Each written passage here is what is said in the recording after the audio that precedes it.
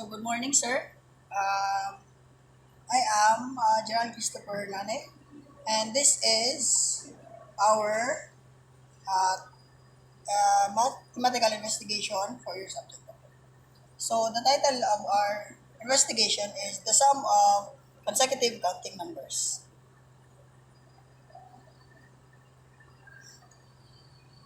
So in this mathematical investigation, the researchers examined to find the sum of two or more consecutive counting numbers that can be expressed and distinguish which ones cannot. So to start, the researchers separated first all odd, the 1, 3, 5, 7, 9, and even, which are the 2, 4, 6, 8, counting numbers from 1 to 50. Now after the researchers derive different formulas for odd numbers. It has x plus 1 is equal to n. And for even counting numbers, we also have uh, x plus 2 is equal to n, whereas n is any number from 1 to 50. X is our first integer for the both equations, and the x plus 1 is our second integer.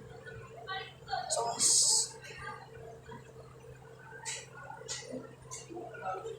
okay, so from the mathematical process that the researchers have done, the researchers then summarize the findings through the formulas below.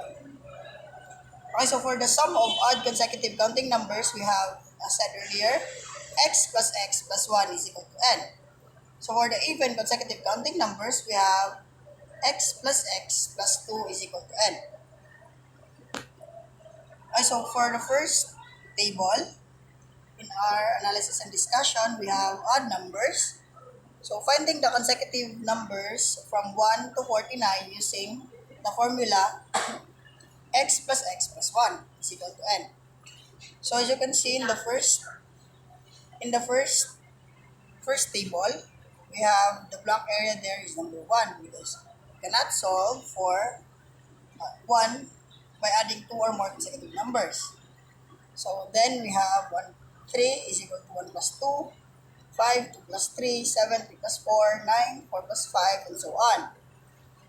So as you can see, we separated the even and the odd consecutive numbers just to clarify or to solve whether is it possible to express consecutive counting numbers by adding 2 or more consecutive counting numbers. So as given earlier, this past meetings by our classmates, we then proved that using this strategy, we can find that uh, we can express almost all consecutive counting numbers by adding 2 or more except for number 1. Okay, so continuing, Mr. Kasipong will continue the discussion. Um, Good day, sir. I am Erwin M. Casipong. So, uh, Gerald Hernani discuss and explain odd numbers. And in my part, so even numbers. Finding the consecutive numbers from 2 to 50 using the formula of x plus 2 is equal to n. So, for odd numbers, the formula is x plus 1 is equal to n. For now, the even numbers is x plus 2 is equal to n. So, as you can see, 2, 4, 6, 8, 10 up to 50. So, only um, number 2 cannot be expressed by consecutive number. So, and also, as you can see, the 4, 6, 8, 10 up to 50 can be expressed aside from number 2. So, uh, look at number 4. As you can see, 1 plus 3. So 4 can be expressed by two consecutive numbers. So uh, and also the number 6 can be expressed, but as you can see, it has a pattern there. So from even numbers from 2 to 50, aside from 2, because 2 is cannot be expressed by 2 or more consecutive numbers, so 4 can be expressed through even odd consecutive numbers. So as you can see, 1 plus 3 is equal to 4. And for 6, it can be expressed by even numbers, 2 plus 4. So 2, 4, 6, 8. So that's the even numbers. So it has a pattern. So from 4,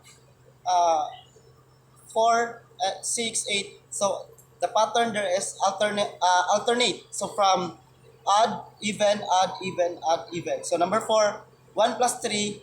So it is odd numbers.